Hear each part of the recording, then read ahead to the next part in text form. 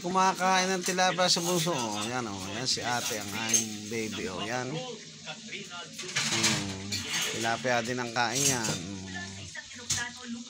Ulam ng ulam, tilapia.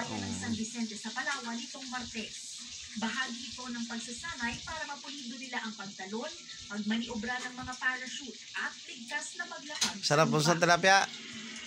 Ilang araw Pritong tilapia, masarap. Exercise na bahagi ng balikatan, may isinagawa ng iba pang pagsasanay sa Himpapawid sa ilang pulo sa West Philippine Sea. Sarap tilapia. Isang kahong puno ng supplies ang ibinagsak ng Philippine Air Force sa bunso ng Patag na nasa hilagang binata na. ng Spratly Group of Islands.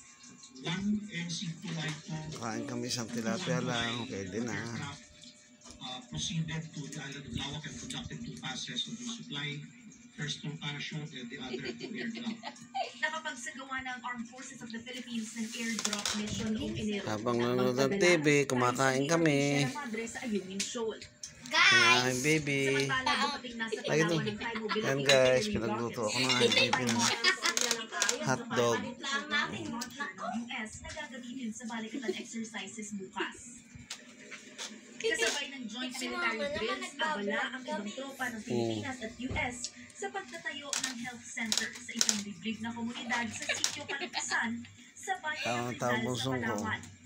Yung area na ito po ang kanilang reklamo is usually is mataas. Si ate ko, baby ko yan. Imbes na bumaba is parang Baby, hi. seek ng medical help. Kain na.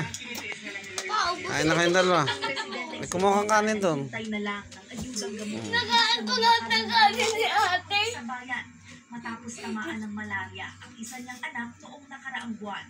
Nadala niyo ba sa ospital? Walang sakyan,